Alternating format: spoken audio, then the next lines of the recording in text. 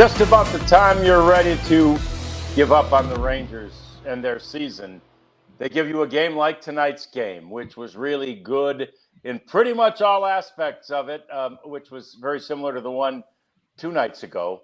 Nothing like last night or 3 nights ago. It's a roller coaster season, as Jeff has been saying on the social media outlets. Hi there. Welcome into the DLLS Rangers podcast. Late night edition of the Postgame show. John Radigan here, Jeff Wilson there with the Caddyshack poster brightly displayed behind him. And Jeff, no Cinderella story here, but it was somewhat familiar, right? It very much reminded you of the Tuesday night game. It did, and some of the other games that they've played here in the last 2 weeks. You can go back to the Baltimore series if you want, and the series at Baltimore. Winning with good pitching and good defense and lots of runs, and they've scored so many runs here in the last 10 days. It looks like the offense, has found something. It definitely does. The guys said at the end of the TV broadcast, Jeff, in 15 games, the Rangers have scored 82 runs. Like, I thought they misspoke. I'm like, 82 runs, but that's it. I mean, you string together a couple of 11s and a couple of 13s, and the next thing you know, and an 8 in a loss. I mean, all of a sudden it adds up to 82. Yeah, I mean, what did they score this series? 5, 13, 11, 8. What is that? 34? Yeah, or it's even more than that. It's just it's good to see, But this comes at the time now when the bullpen is gassed, and you're still dealing with 2 rookies who are learning on the job, and you have to live with their inconsistencies. So this thing is not, the pitching numbers are fabulous this season, but kind of seems like it's a little fragile right now. The offensive numbers have been terrible, but here they are. Maybe repaying the pitching staff a little bit. And I love the way last night's game started with a Josh Smith double, and then it was the classic formula in baseball: get him on, get him over, get him in, and that's what they did. 2 productive outs by Corey Seager and by Marcus Semien, but it was team baseball, right? It was continuity, it was passing the baton, and I like the way tonight's game started even better. But then we saw Patrick Corbin come out, Jeff, and at the beginning of the game, it looked like, oh, geez, the Rangers are going to need 11 or more, right? And yet, in both the first and the second inning, he was able to, rein it in, right? Make that pitch when he really needed to. And then by the third, I felt like, he had his command back. Well, once again, I've been right about Patrick Corbin all along. Wonderfully consistent performance that we're all expecting. This guy, it's not always going to be pretty, but he's going to figure out a way to navigate a lineup. And that's kind of what he did tonight. He threw a lot of pitches. He got a little help in the first inning on, Adolis throwing out to Taylor Ward at home, and a pretty bad send, I thought, by Bo Porter. You have a pitcher on the ropes, got this all right-handed lineup in, and you know darn well the Rangers, the state of their bullpen. Why wouldn't you hold the runner and try to make Patrick Corbin throw some more pitches? They all know what Adolis Garcia can do from right field with his arm. So that was pretty questionable, and it worked out great for the Rangers. And Jack Kahanowitz was not good. He doesn't strike out many guys, and the Rangers had some nice patient at bats. They had some clutch 2-out hits. They hit with runners in scoring position. All the things that have been missing from this offense all season, they did tonight again. And you feel good about that. But with Patrick Corbin, my gosh, what a signing. What more could this guy do? And even if the second half is a disaster, it's still a really good signing because he's been right there. When the Rangers need him to keep him in a game, he's done it. When they need him to, extend another inning, they've let him do it. He's usually done it. He's been as valuable, I dare say, as Jacob deGrom, obviously in a different way, but Matt Corbin has answered the bell every time it's rung for him, and he's done so really effectively. So hats off to him. Yeah, no doubt about that. And the reality is, he's been not only this year for the Rangers, but really throughout his career. He's a workhorse, right? He's out there every time you need him. He doesn't get hurt. He doesn't miss games. He doesn't miss starts. Like you say, today, quite a few, pitches thrown, but ultimately, no harm, no foul. He did a really nice job in limiting these Angels, and he only, gives up the 2 runs, and that's fantastic, right? That's all you're asking your starting pitcher to do, and especially when you're scoring 9 while he was still in there, or 11 as it turned out. Yeah, and he seemed to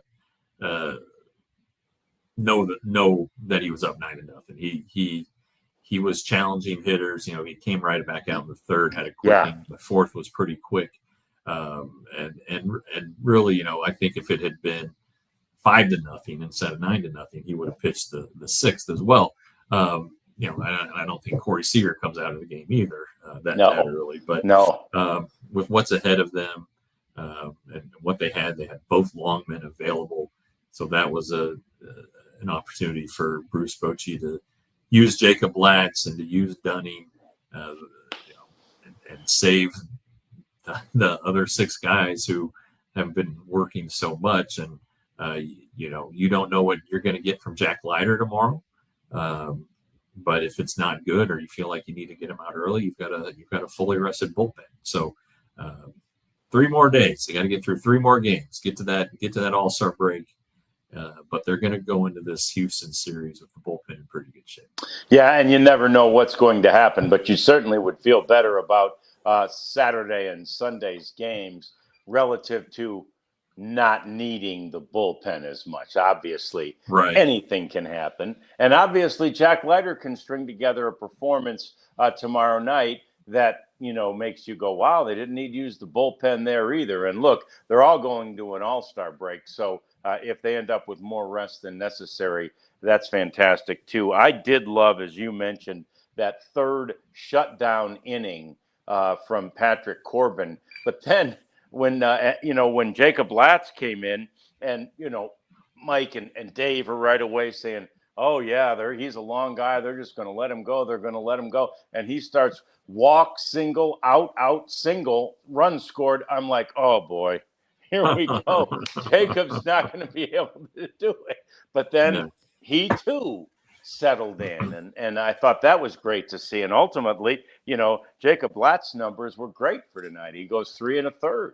Yeah. And we talked to him on the last homestand after his 3-inning save, and he mentioned that when he's good, he's right out of the chute good, but when he's not right where he wants to be, he has trouble with the first few hitters. I'll be damned if he didn't nail it right on the head tonight. and he did have some big misses, especially high. He missed a lot of pitches high, and so he wasn't at his best. But and he threw a bunch of pitches in that 6th inning. So maybe that's why the Rangers went ahead and extended the game with the middle 9th inning lead pitching change with a 9-run lead. You don't like to see that if you're on deadline, but they did what they had to do. They got to protect these guys, and pretty good way. And I'll say this: I really felt, John, and you might agree, that they had to win this game. Yeah, they did. There was no. They couldn't lose this one. They couldn't lose the series. 4 games they should have won. They should have won all 4 of these games. Could have won 4 of them. Yep. And if they had lost another close one today, it would have been a real gut punch. Hopping on the plane, flying overnight, and playing one of the best teams in the majors for the next 3 days going into the All-Star break. So I really felt like this was I hate to say must win, but I felt like they really, really needed to win. Yeah, and the one they really want back in this series is the Jacob deGrom start, right? I mean, they need that win back. Last night, right, you can predict that not only last night, but on any number of given, now granted, the defensive miscues were uncharacteristic and annoying last night. But you know what? The bullpen is going to struggle some, right? I mean, they've been so good, but every bullpen does. And they're going to, and you can expect that, forgive that. It's fine. You can give, one game, but that deGrom game, boy, that's the one that was a tough one to take. Yeah, and I think Jacob hated it, and well, I know he did, and not being able to go a little bit deeper. And then Sean Armstrong had been so good on the road and was really good last night. He gives up the lead, and then they get back even, and kind of, it just was a tough loss, and we talked about it the other day how frustrated they seemed, how the two beat writers there described Bruce Bochy's outburst, if you will, frustration. So yeah, and then last night it was messy. That seventh inning, Berger, it looked like the ball took a bad hop, but he still got to field it, right? And then, the Evan Carter mistake on the runner tagging proved to be a huge play. And then Luke Jackson giving up the home run. All right, but then not paying any attention at all to the runner. And if you want to go back further in the game, Kumar Rocker, when things are going good for Kumar's fine. But when he runs into trouble, he doesn't know how to make an adjustment. And that's kind of the experience thing. That's, this guy should not be in the major league. I keep saying it, even after the good outings. Kumar Rocker should not be in the major leagues, but he is. And things show up. They show up on Jack Leiter too. They seem to be showing up more on Kumar, but because Jack does have more experience professionally. But, those are the things you're going to have to live with. And I think the Rangers know it. And, you saw what I wrote today. If you didn't, Die Hard, go check it out. And it's kind of like, well, what can they do at the deadline? They could go get another starter, really, because, a veteran guy, even if it's a younger veteran, let's say a guy who's been in the major leagues for only 3 years, looking for a controllable guy, 3 or 4 years. I'd rather have that guy, I think, than a rookie who, is still running into the same problems that he continues to run into and can't seem to overcome when things don't go right. Yeah, and it was interesting early in the game, and he made it to first base. It was a shot right down the first base line, and he made it over there. But Mike Bassick was talking about, as a first baseman, you have to have a scouting report in your mind about the pitcher too, right? No, this young guy isn't as quick off the mound as the other guys are. And now, whether that's how he finishes, Rocker, whether that's how he finishes and it takes him longer, or whether that's not, that's not enough minor league innings, right, to know that as soon as that ball, contact is made and it's headed in that direction, you're heading for first base. It's second nature, right? In Tuesday night, Nathan Eovaldi is on first base by the time the damn first baseman has the ball. Whether the first baseman's 5 feet off the bag or 15 feet off the bag, Eovaldi is there. And same thing with Jacob deGrom. And now they are veterans, I get it, but they don't even have to think twice about it. They just get over there.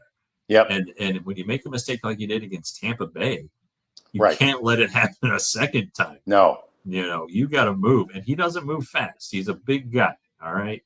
He's not as athletic as the other two guys or even Leiter. But so move over there automatically. It's just an automatic thing.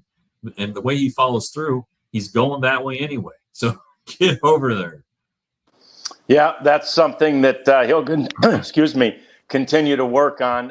One thing we want to talk a little bit more about is the offense. Also, I want to get into more about what Jeff was writing about today. Let's talk a little bit more about what the Rangers could possibly do at the trade deadline. It's all coming up. It's the DLLS Rangers podcast.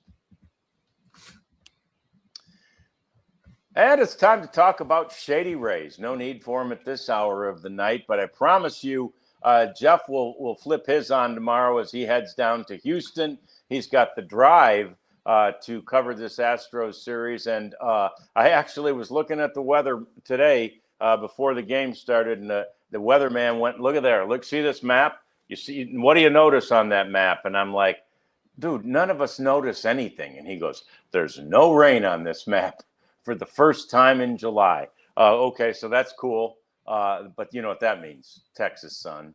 It's going to be a bright blue sky and lots of sun, and you need your Shady Rays. 35% off the great Shady Rays sunglasses. They're polarized. They're indestructible. They will replace them if you lose them. We encourage you to go to shadyrays.com. Use the code DLLS for 35% off. Yeah, and Game Time is going to save you money too. And there are friends. They've been around with us pretty much as long as Empire Today. They're the preferred secondary ticket market for DLS sports. And if you use the code DLS, you get $20 off your first purchase. Right now, you know, the Rangers are finishing up the first half on the road. They come back with the Tigers. That ought to be some good crowds for that. The A's, and then the Braves, who are always a crowd draw. This very Saturday, All Elite Wrestling is at Globe Life Field. You can get tickets for that starting at $34. And all you have to do is download the app and use the code DLS. $20 off. You know what you're getting. They have the seat view. They have the all-in pricing. It's as good as it gets if you need tickets badly. Yep, we encourage you to utilize them because, the Rangers will be back home for a long homestand sooner than you think. The first thing they've got to do is get to Houston and try to win that series, or as someone in the chat was saying, try to sweep that series. Wouldn't that be nice? Lots more on the Astros and that series coming in the next segment. But for now, let's continue to wrap up this game, Jeff. And when you send 12 to the plate, you probably got a pretty good feeling it's going to be a good inning. Marcus Semien had 2 hits in the inning, just the second time a Ranger has had 2 hits in an inning this year, and all seven of the runs scored in that inning, Jeff, were scored with 2 outs. Yeah, Bruce Bochy always says it. Every manager says it. 2-out runs are killers. They just kill the other team. And, you saw what happened. Kahanowitz couldn't get out of the inning. They bring in Carson Fulmer, and he couldn't do anything initially. And it was just nice. It was just nice to see. There weren't any home runs in there. It was just solid hitting, not doing too much. They scored on a balk, because Kahanowitz kind of lost his brain there for a minute. And it just all added up and made you feel good, and it's something you hadn't seen a lot of. 7's a hell of a crooked number to hang. And, to get up 9-0 after 3, it really,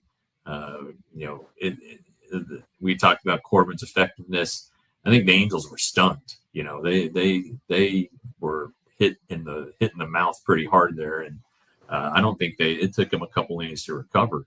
And, but it's fun to see it. And it's what people were expecting. This is the Rangers offense that everybody thought would be doing. Now some different guys are doing it. There's no Jock Peterson in there, and Marcus Semien's not batting leadoff. Josh Smith is, but it's just good to see. And this is what I mean by the roller coaster Rangers. They're up and they're down. They're playing with your emotions. You get highs like Tuesday in the night, and you get the lows like you've gotten so many other times here in the last couple weeks. And it makes you wonder what they're going to do. They show fight in these close losses. They're not getting blown out. So what does that tell Christian? What does that tell the manager? What it does is it kind of exposes the areas where the Rangers really need to be better. They can't have the mental lapses, and that's kind of been a thing all year. They can't have mistakes because they just, in these close games, they end up playing a role. And they can't play perfect all the time. And the defense has been very, very good this year, but you see young players kind of making mistakes. Evan Carter, not only did he have the mistake when the runner tagged late in the game, he made a bad relay throw early on that potentially cost the Rangers a chance to get an out at home. And he's a young player. And then you see Luke Jackson get frustrated and forget about the runners. That can't happen with a veteran guy. So these are just things you can't have. And again, the bullpen's worn out. It's been 2 weeks now of them running on fumes because of those extra inning games. The All-Star break is going to help tremendously, but you know what? So would a nice little upgrade at the deadline. But first of all, they have to absolutely 100% convince Chris Young that they can contend. More games like tonight are going to help. Winning a series this weekend is going to help. Coming out and having a successful homestand will really help. So, there's still some work to be done. But like I wrote today, there's not going to, no matter what happens, there's not going to be a mega fire sale, right? The core is going to stay together. The core being Seaver, Semien, DeGrom, Evaldi. I would put Wyatt Langford in there. And then beyond that, I don't know. I would kind of throw Josh Smith into it. He's becoming a core piece. I know they want Evan Carter. They don't want to give up on Evan Carter just yet. Right. But I kind of think anybody else could go. But then you really, though, look at the guys who signed 1-year deals. So basically the entire bullpen, maybe Patrick Corbin, if it gets to that point. But the other thing they could do is they could use the deadline to start restructuring their roster for 2026. They have too many guys who are too aggressive in the lineup. You see the benefits of being patient and working a pitcher. You've seen that really the whole series, the whole Angels series. The Rangers did a pretty good job of that. But you need more of it. And you're not going to turn these guys who are 150 strikeout guys into 100 strikeout guys or 75 strikeout guys. You're not going to turn the 20 or 30 walk guys into 100 walk guys. You're just not going to do it. But you need guys who aren't as aggressive. So I think they could maybe restructure the lineup that way. They could get controllable starting pitching or attempt to. Corbin, Malley, Gray, not back next year. Right. Or they can be free agents. Sure. Right. And then you're going to have still 2 young pitchers in Rocker and Leiter. You're not going to have Bradford back for the first half, and maybe not till the last couple of months. Yeah. So you're going to need some pitching.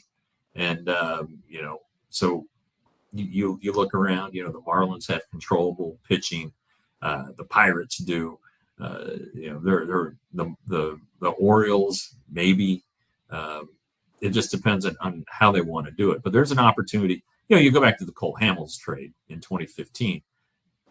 It was kind of about 2015.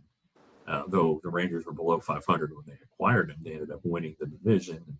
Everything was great. But he was still there for the next 2 years. That was the drawing card of the whole trade, was that you would have Cole Hamels at a very reasonable price for 2 more years after 2015. And it worked out in 2016 just great. I think that there's an opportunity to do that, which would help both this year's team and then future teams. And then the relievers, there's always 1,000 relievers available.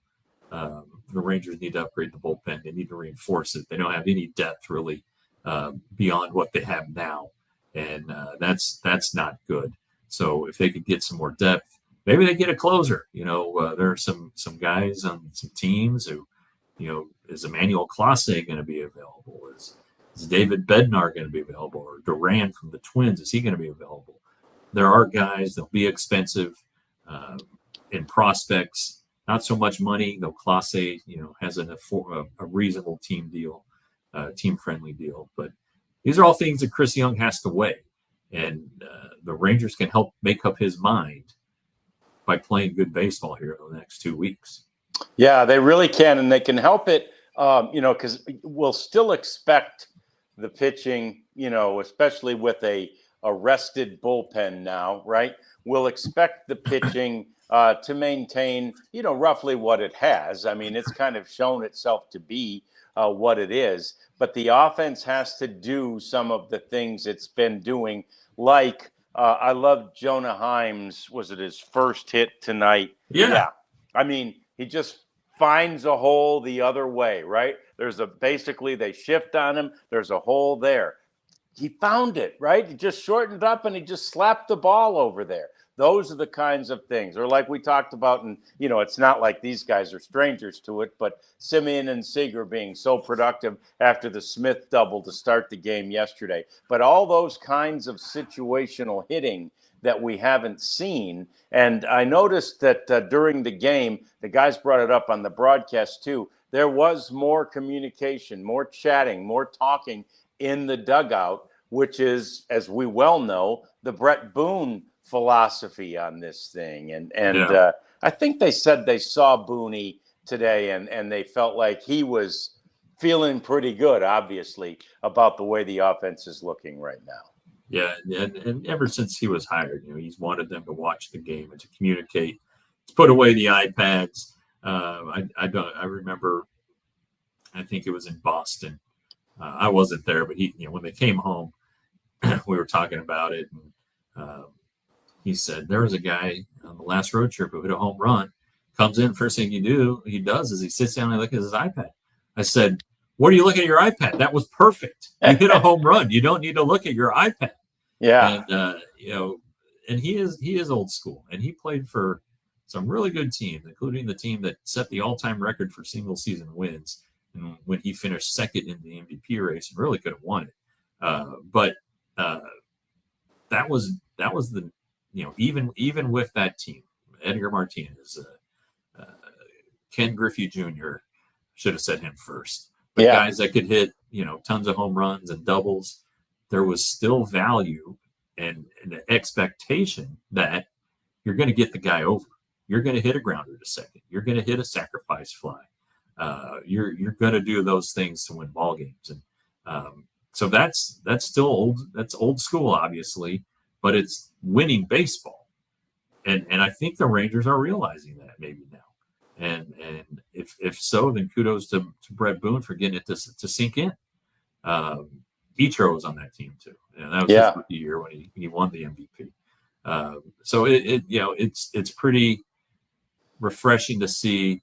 And maybe there was an instance where it happened, where it's like, oh, dang it, this is bing, bang, boom. Maybe it was Tuesday. Maybe even, it was a good offensive game last night, Wednesday.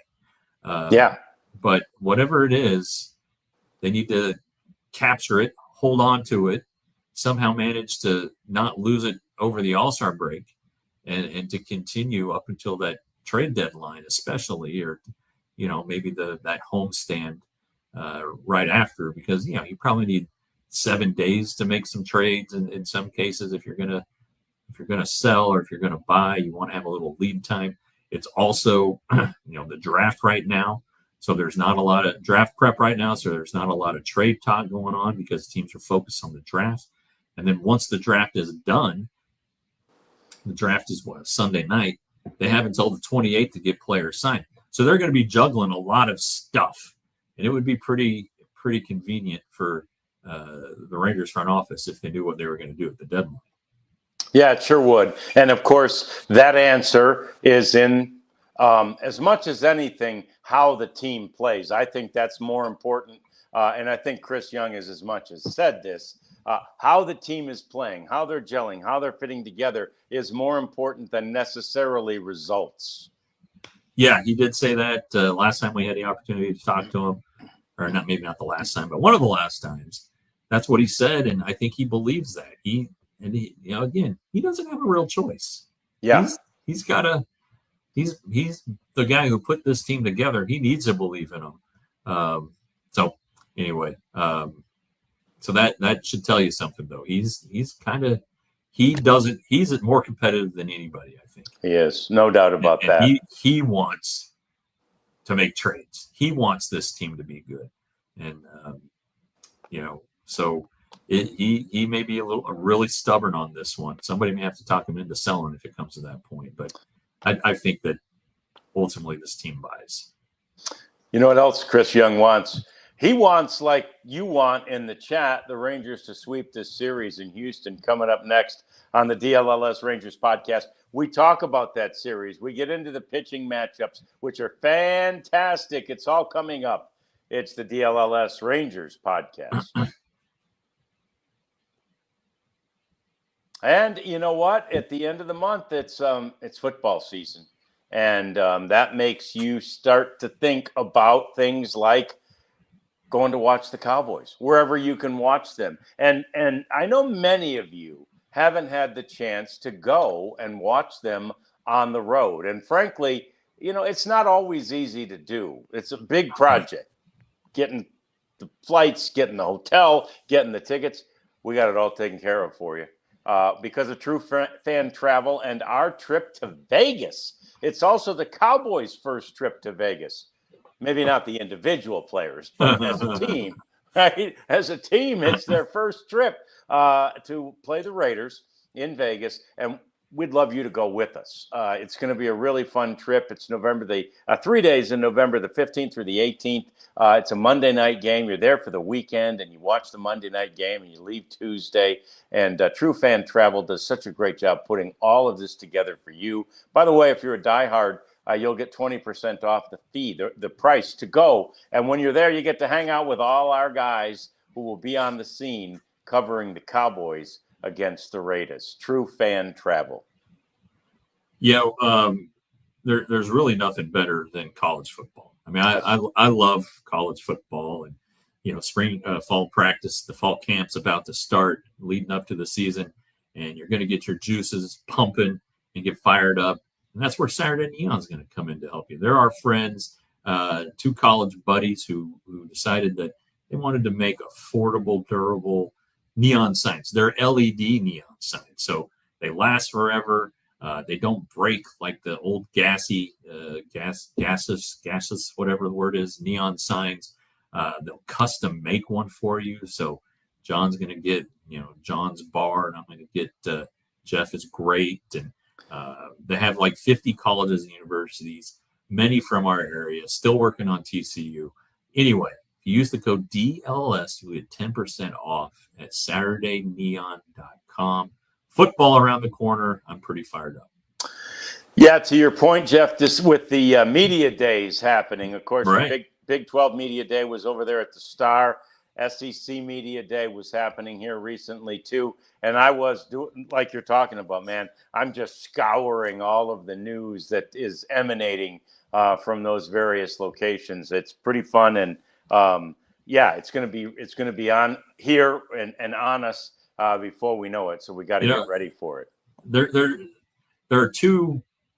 The best times to go to Las Vegas are for a football weekend, because you have if you want to get there Thursday, you got the Thursday night game, and then you have Saturday college football, and then you have the Sunday NFL. You just sit there and watch games and drink. At least that's what I do. Yeah, and bet, of course. Bet, yeah, a little. But Yeah, it's so fun, a football weekend, and then the first and second rounds of the NCAA tournament. Just a tremendous time to go to Las Vegas. So True Fan Travel is going to help you out. It's you're there to watch the Cowboys, but Saturday and Sunday are going to be pretty good football watching days for you. Yep, no doubt about it. Okay, so it's the Astros now, and they're in an interesting situation. They had that great weekend in Los Angeles where they swept the Dodgers, and the Dodgers, Dodger Nation just couldn't believe what was happening. I think their announcers, one of the nights, were even on there going, "Are we sure there's no trash cans around here? Have we checked them for wires?" Which is a bit of a cheap shot. But then again, the Dodgers were on the losing end of that World Series too. So in any event, great series by the Astros over the weekend, and then they come home, Jeff. And Monday, Tuesday, and Wednesday, they got swept by the Guardians. Now, there's two ways to look at that. One is that, okay, shoot, the Astros there's no way they're going to lose 4 or 5 or 6 in a row, or they're leaking oil. It's time to take advantage. Yeah, and they were swept by Cleveland, who had lost 10 in a row. Right. So but I mean, that's baseball. That we keep saying that. That's baseball. That it is. That's true. I mean, a lot of guys. I remember Michael Young saying, "Well, that's baseball," and it's like, well, yeah, you know what? You're right. It is.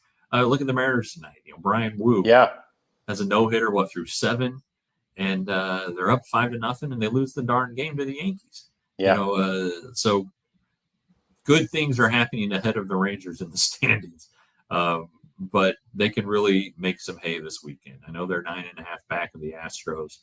The division really feels kind of out of reach at this point, but that's baseball. You never know what's going to happen.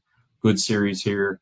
Win 2 out of 3, and you make up a little ground. You feel good about yourself going into the All-Star break. You manage the sweep. You finish the first half above 500, and feel great about yourself. But I think competitive games, with Saturday and Sunday, are going to be really, really fun games to watch potentially. With the pitching matchups. I think Cat has those. I think the Queen has those tomorrow night.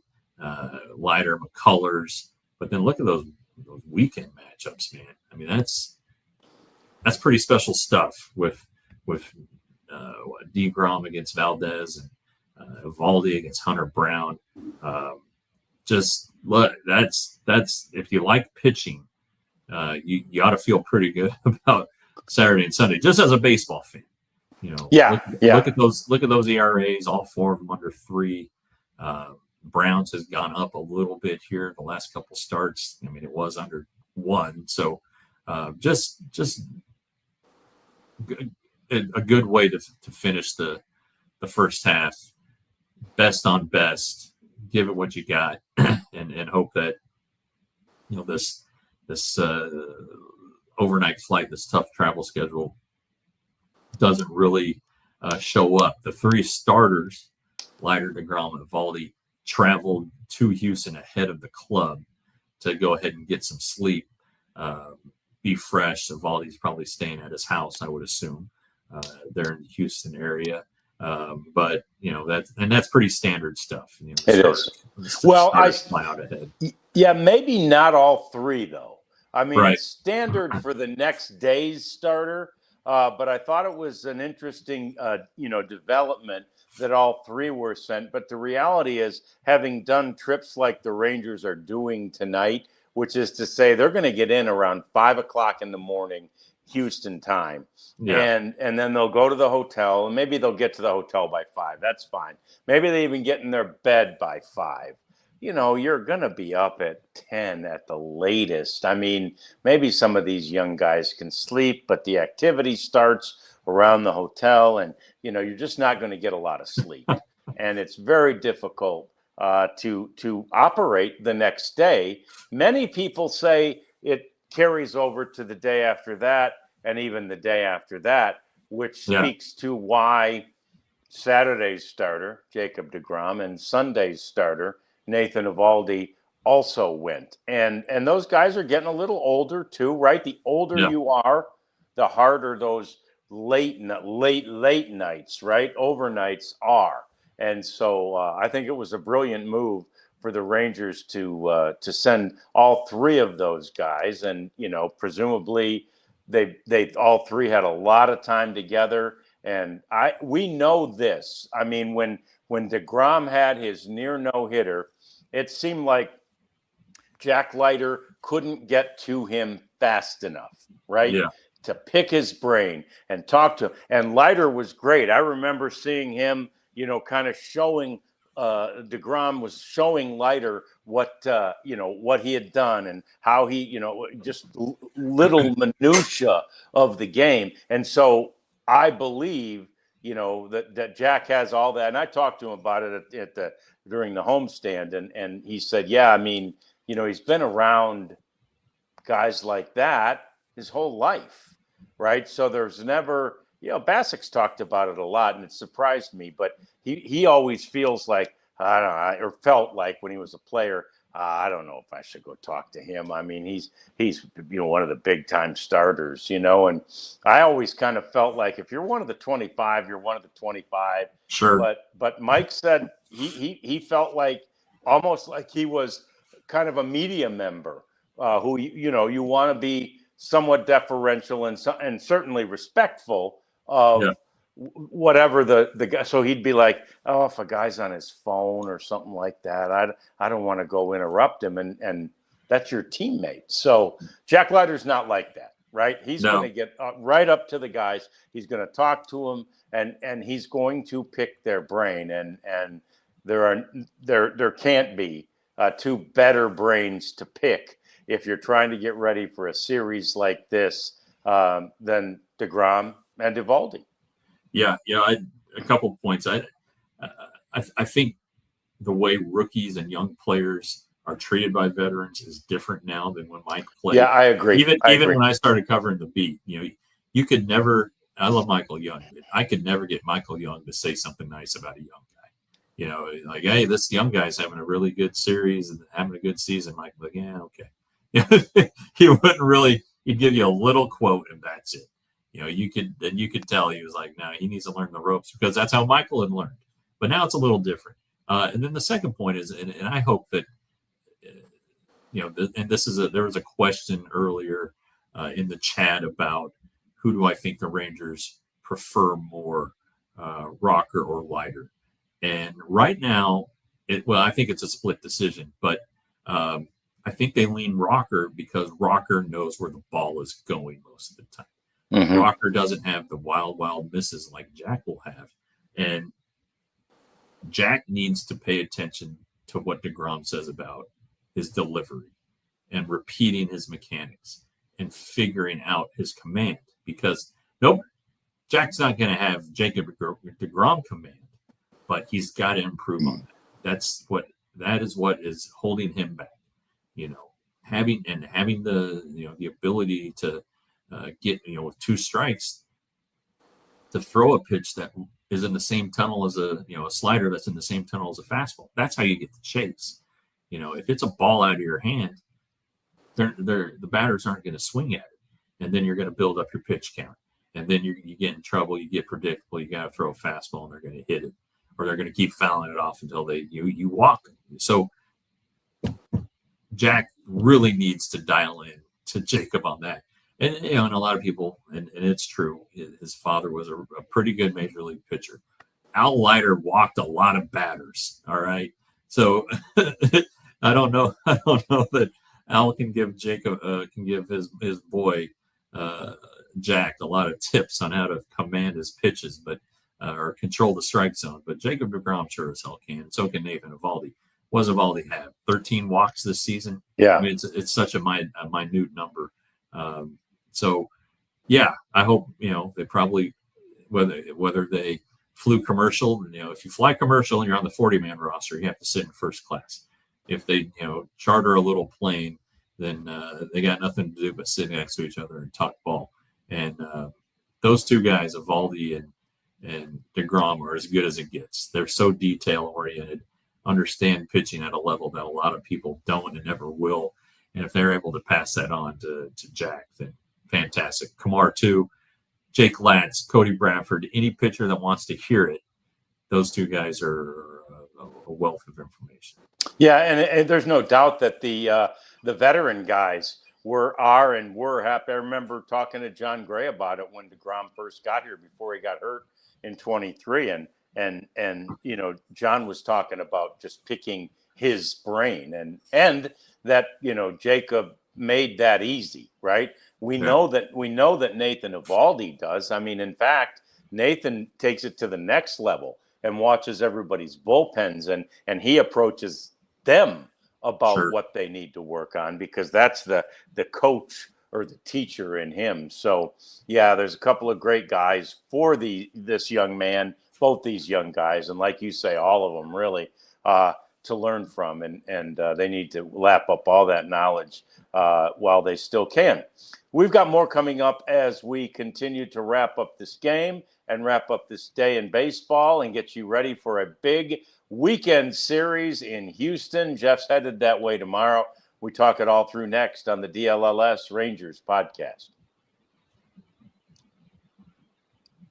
But with Jeff going to Houston, you know what that means. It's time for you to become a diehard. First of all, you know, he mentioned 2 or 3 of the articles that he put out over the past couple of days when he's not with the team. It picks up even more when he is with the team. It's how it works. When we're there with the guys, we talk to them separately. We see them over here. We talk to them there. And you get stories. You see stories. You find stories. And then what Jeff does is he writes them. And he writes them for you. And the best way for you to avail yourself to them, really the only way, is to become a diehard. So you can get behind the paywall just like that, and you can read his content.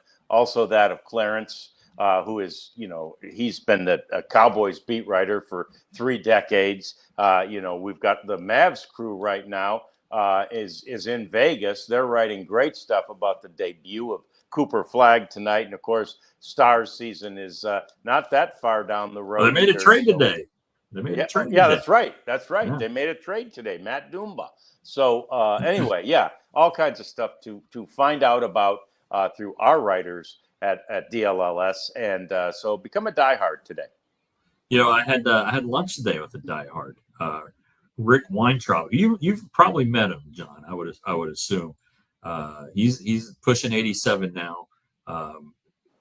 Lives in Mansfield, right down the street from me. So we got together for lunch. He was a subscriber of my former website, and oh, cool. He's a DLS guy, and he wonderful conversation. And he told me I need to write more. So wow. For Rick, I'm going to be writing more. So yeah. Okay. Anyway, and what you didn't mention about becoming a diehard is the free T-shirt.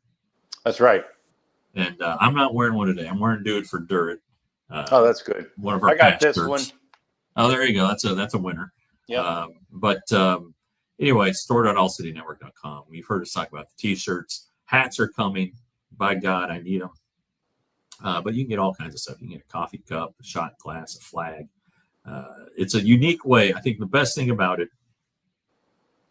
it's a unique way to show your fandom for your favorite local team. With shirts that aren't available anywhere else. They're not available at American Airlines Center or AT&T Stadium or the Globe Life Field gift shops. These are unique ways. They're great designs. They're comfortable shirts. And at only $34.99, they are cheaper than what you'll get at the gift shops. So store.allcitynetwork.com. Yeah, so you mentioned it earlier, Jeff. The news of the day was certainly the fact that the Yankees were being no-hit into the 8th inning. Jazz Chisholm broke up Brian Woo's no-hitter, and I actually thought it was a pretty classy move by Woo to go over and kind of essentially tip his cap. It's kind of like what deGrom did when his went. I mean, it's like, oh, man, you know, you went over there and you acknowledge the guy who broke it up because, look, you're not supposed to talk about it, whatever, this, that, and the other. These guys know it's happening, you know, and they're really excited, right? It's a rare feat in baseball. Have we had one this year? No. Yeah, I didn't think so. So it's a real rare feat in baseball. So anyway, I thought that was nice. But then, so they break it up. They score. I guess they scored 5 in the 9th, and then you know, because they were home, and Judge walks it off. So 6-5 final. He didn't hit a home run, but it was back fly. Yeah. So anyway, fantastic game. And right now to see, and that was, by the way, completed a sweep of the Mariners. And so to see the 2 teams ahead of the Rangers, who, again, they're playing leapfrog with the Angels right now, but they've leaped ahead. And so to see the 2 teams ahead of the Rangers in the standings be swept, it's, you know, it's a good thing. 100%. The Rangers could be kicking themselves for not capitalizing on more. But, you know, again, there, I don't know that there's a great team in the American League. I don't know that I'm sold on Toronto. The Yankees have problems. Detroit. Detroit, are they going to hit? When it comes to money time, and then the Astros still have pitching problems. They still have some injury problems. They had some guys who were overperforming, but they know how to win. I mean, I'm not saying they're phonies or anything. Just saying that there are opportunities here for teams that are trailing in their division or in the wild card standings to make up some ground here after the All-Star break. Just because I don't know that there's a dominant team, And so, yeah. And it's one of the things we've wondered a lot about this team as it was going through, literally months of struggle and losing so many of these one-run games. I think they're 14 and 18 now in one-run games. So 32 of those puppies at this point in the season is a lot.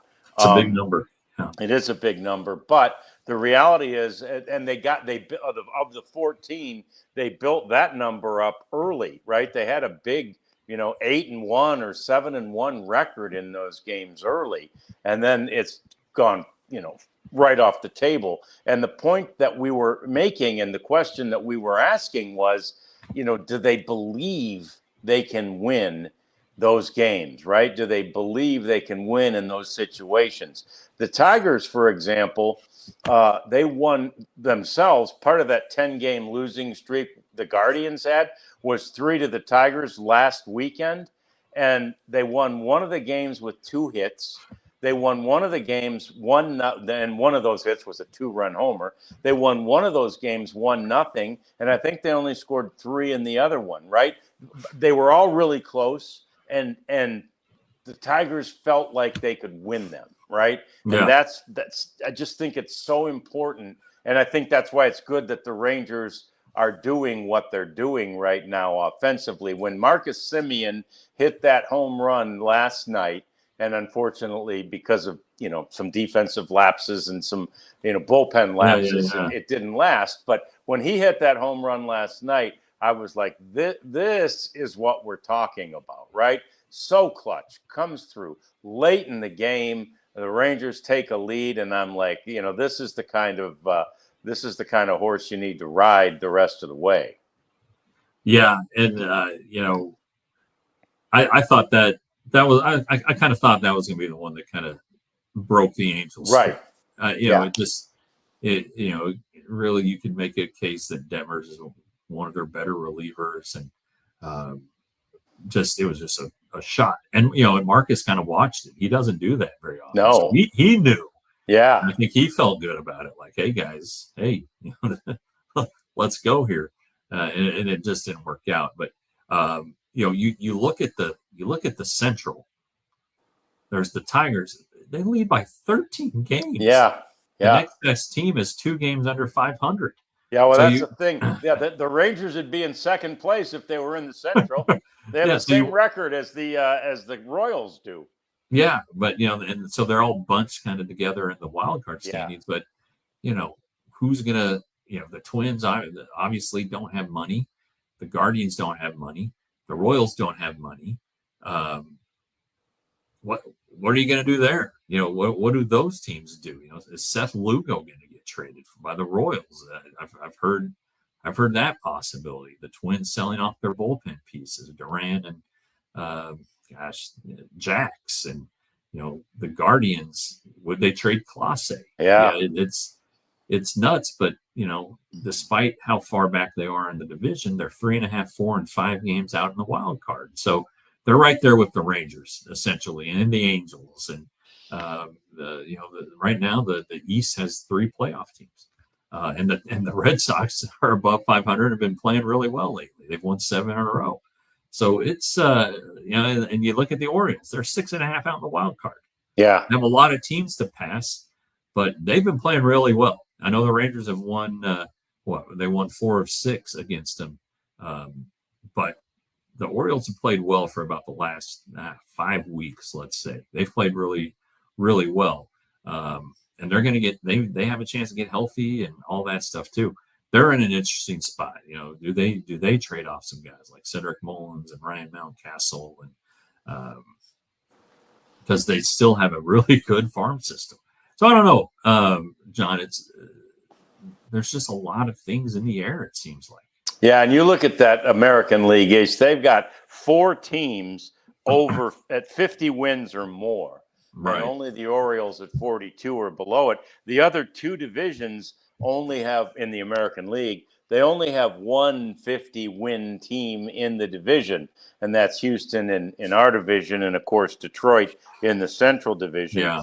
And truthfully, yeah, I guess in this National League, you got quite a few 50-win teams, but it's pretty amazing that American League East, which it looked like Boston was going to kind of not be all that this year, and it looked like Toronto would kind of do what they do, and all of a sudden, and Tampa, where do they always get their juice from? But right. all of a sudden, they all have it, and they're all chasing Toronto right now. Yeah, I wonder. You kind of look at the Central, and my thought is, are they beating? Is it not a great division? Right. Are the Tigers making hay at the expense of their division? And the Tigers are 18-9 against the Central. The Royals are 13-14. The Twins 11-14. The Guardians 14-8, and then the White Sox, 6-17. I do wonder, it's fair to wonder, are the Tigers as good as they appear if they're, just cleaning clock on these teams, cleaning the clock of these teams in the Central that are all below 500. So I don't know. There's a lot to be played out. I know it's where are the Rangers 46 and 48, so that's 94. So they have 68 games to go. So much can happen in 68 games of baseball, and that's what I think a lot of people. I think our chat people understand it for the most part, that baseball is this long season, this marathon, that anything can happen. But in Texas, and we've talked about it. Mike Bassick has talked about it. There's the football mentality where a reliever gives up a 3-run homer, and it's like the field goal kicker who missed 3 games in a game, or 3 kicks in a game. It's like you got to fire him and replace him. That's not going to happen, here in baseball. It's just one of 162, and so much more can happen on the positive side. And I think that's ultimately the thing the Rangers feel best about, is that they still have the time to realize what they believe is playoff potential. Yep, there's no doubt about that. They have shown a dramatic turnaround in the offense. We mentioned it at the beginning of the show. 82 runs scored over the course of the last 15 games. So the offensive woes, the malaise that plagued this team for really the first 2-3 months of the season appear to be over. And the pitching hasn't faltered that badly. Injury has snuck in there, but the pitching has not faltered that badly. And in fact, John Gray has begun his rehab process. Yeah. Josh Boers is about to begin his. Tyler Mahle could be throwing soon. So you're getting pitchers back, which will fortify this thing, Jeff, and bolster the troops. Yeah, and I know that a lot of people's stomachs are going to turn here in a second, but Jock Peterson isn't as bad as he was. No. And he's going to be ready right around the trade deadline. If you throw in that left-handed bat, which the Rangers need a left-handed bat in the middle of the order. I like Jonah Heim, but Jonah can't bat fifth anymore.